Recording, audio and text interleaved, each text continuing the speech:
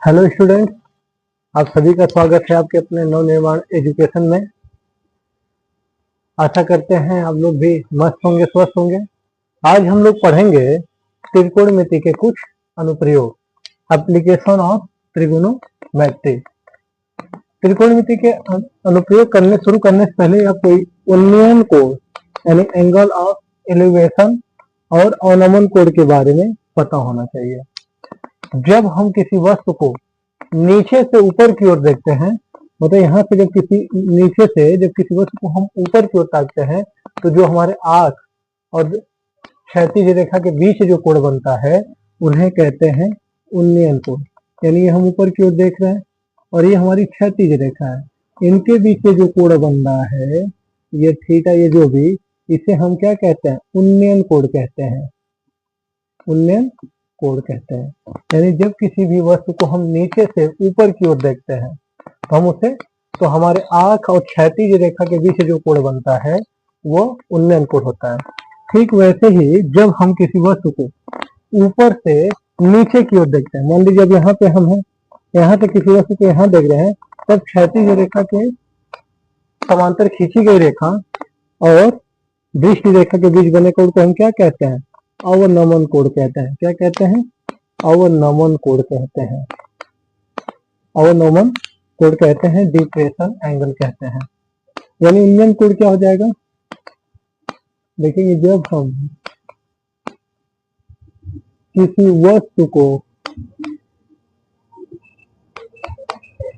नीचे से ऊपर की ओर देखते हैं,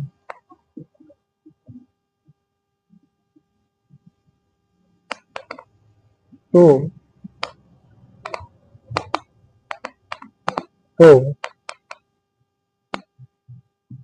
क्षैतिज रेखा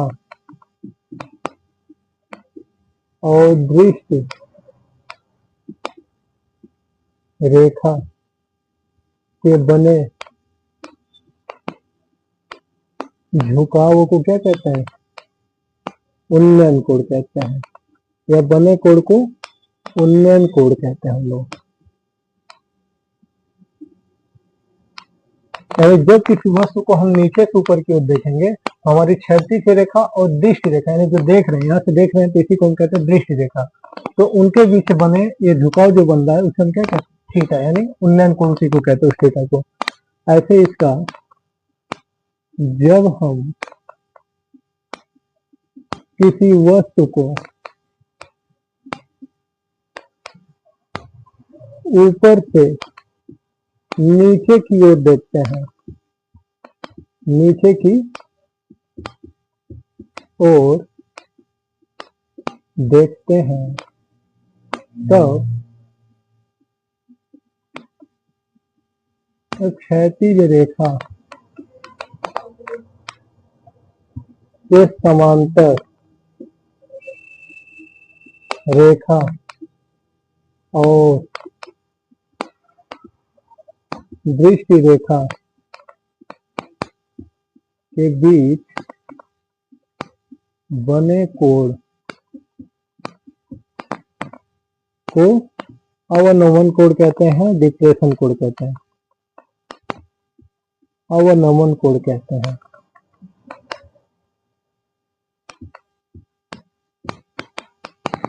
यानी जब हम किसी छत से या किसी ऊंची चीज से नीचे की ओर देखते हैं हम लोग, तो ये हमारी दृष्टि रेखा हुआ, और ये क्षैतिज रेखा के समांतर खींची गई रेखा, क्षैतिज रेखा के समांतर ये जो हम रेखा ले रहे हैं, और ये दृष्टि रेखा के बीच बने कोण को हम क्या कहेंगे? अवनमन कोण कहेंगे। लेकिन जब सवाल लगाते हैं तो इस थीटा को हम मैक्सिमम हम यहाँ पे लेते हैं एकांतर कोण के हिसाब से।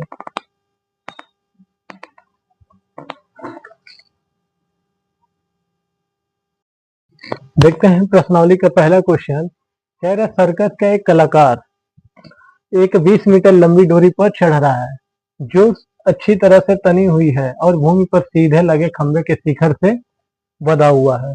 यदि भूमि स्तर के साथ डोर द्वारा बनाया गया कोण कितना है? 30 अंश। यानी ये 30 अंश बना रहा है, और यहाँ से यहाँ तक की जो डोरी की लंबाई वो कितना है? 20 मीटर। तो कह रहे इस खंभे की ऊंचाई बताई है, तो हम थीटा की सहायता से निकालेंगे।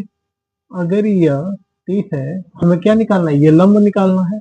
लंब और कर्ण का संबंध किससे होता है, साइन से या कोसेक से। तो आप जानते ही हैं, जब सॉल्व करेंगे साइन थीटा बराबर क्या लिखा गया है, लंब बट्टा कर्ण। यहाँ पे आप कोसेक थीटा भी लगा सकते हैं, कर्ण बट्टा लंब भी। साइन थीटा की वैल्यू कितना है, 30, तो साइन 30 लिख देंगे।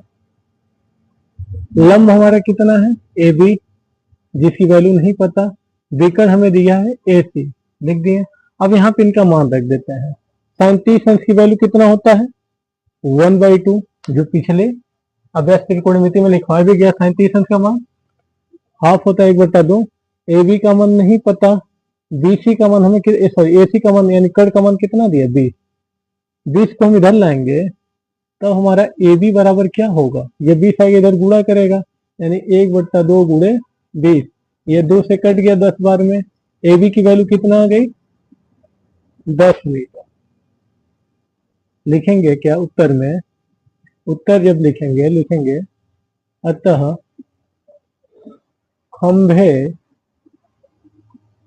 की जो ऊंचाई है वो कितना है हमारा, 10 मीटर। 10 मीटर, ये हमारा आंसर हो जाएगा।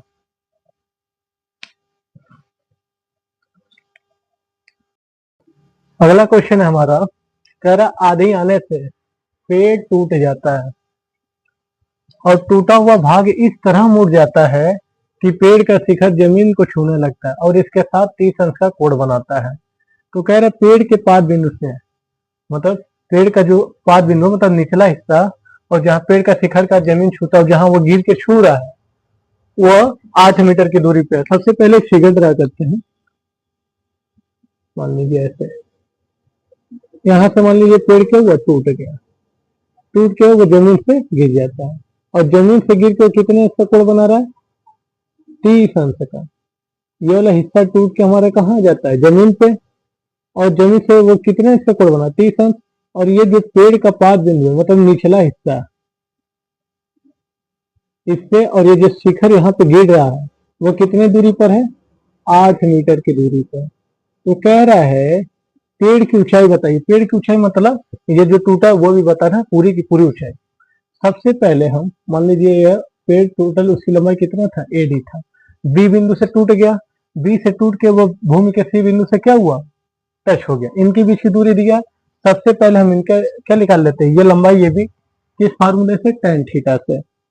जब सॉल्व करेंगे, मान लेंगे, माना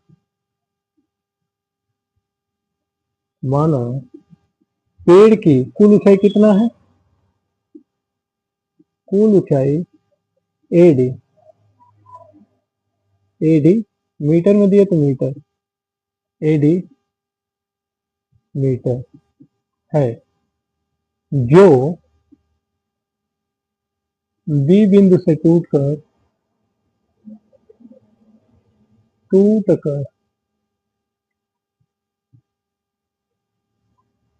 भूमि के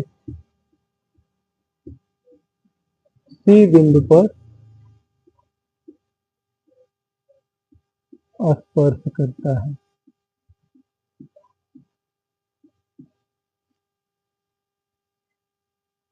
और AC हमें कितना दिया है, 8 मीटर। और हमें यहाँ जो थीटा दिया है वो कितना दिया है, 30 डिग्री।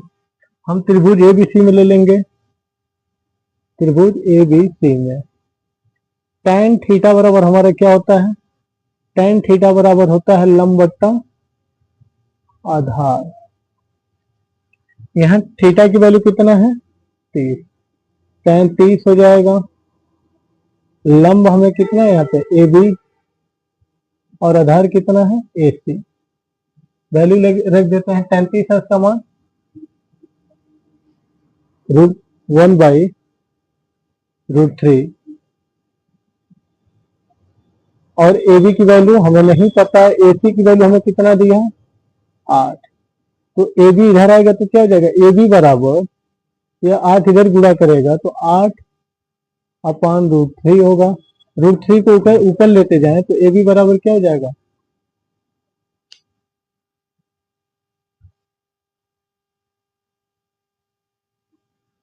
8√3/3। यह हमारा होगा, नीचे से √3 से ऊपर नीचे से गुणा कर देंगे तो AB की वैल्यू आ जाएगी। अब हमें क्या ज्ञात करना पड़ेगा, BC भी, क्योंकि ये जो BC होगा वही हमारा BD के क्या होगा, इक्वल। यही भाग हो क्या हो रहा है, टूट के यहाँ पे गिर रहा है। तो अब हम लगाएंगे, इसको निकालने के लिए हम क्या लगाएंगे, हमें आधार पड़ता है, कड़ा निकालना है, तो cos थीटा। cos थीटा बराबर क्या होता है हमारा, आधार बट्टा cos। आधार cos थीटा की वैल्यू कितना है, 30। cos 30, आधार हमारा कितना है, 8। कड़ हमारा कितना है, BC। तो ये हमारा cos 30 अंश का मान √3/2 8/BC। BC को इधर लाएंगे, सबको इधर लेते जाएंगे, तो BC बराबर 8 गुना, ये उधर गुणा करेगा 16/√3। ऊपर नीचे √3 से गुणा कर देंगे तो क्या हो जाएगा, 16√3/3 आ जाएगा हमारा। अब जो पेड़ की ऊंचाई है, यह और यह, यानी यह हम जोड़ देंगे, यही वाला हिस्सा हमारा क्या हो रहा है, टूट के जमीन पे क्या हो रहा है, टच हो रहा है। तो ये जितनी लंबाई होगी उतना ही यह होगा। तो लिखेंगे पेड़ की कुल ऊंचाई, पेड़ की कुल ऊंचाई क्या हो जाएगा हमारा, AB प्लस BD, यानी जो BD है वो हमारे किसके बराबर है, BC के। तो AB का मान हमारा कितना आया है, 8√3/3, और BD का मान 16√3/3। दोनों का हर बराबर है, सीधे जोड़ देंगे 16 8, ये हो जाएगा हमारा 24√3/3। 3 से इसे काट देंगे 8 बार में, 3 की 24 होता है, 3 एकम 3, 3 अठे 24। यानी जो पेड़ की ऊंचाई होगा वो हमारा 8√3 मीटर होगा। यहाँ पे आप चाहो तो √3 की वैल्यू रख देंगे, एकदम 7 3 2, और उसका मल्टीप्लाई कर देंगे तो भी आ जाएगा। ये हमारा पेड़ की ऊंचाई होगी। अब से समझ लीजिए, हमने क्या माना कि पेड़ की कुल ऊंचाई कितना है, AD, और B बिंदु से टूट कर यही वाला क्या हो रहा है, C पे टच हो रहा है। तो ये जितना BD है, यही जितना हिस्सा टूट के आ रहा है नीचे, तो यहाँ जितनी इसकी लंबाई होगी उतना ही इसका लंबाई होगा। सबसे पहले हम tan थीटा की सहायता से हमने AB निकाल लिया, फिर हमने cos थीटा का फार्मूला लगा के BC निकाल लिया। अब इस AB में यह हिस्सा या ये जोड़ देंगे तो पेड़ की हमारी कुल ऊंचाई आ जाएगा। तो हम जोड़ दिए हैं, तो ये कितना हो गया, 8√3 मीटर।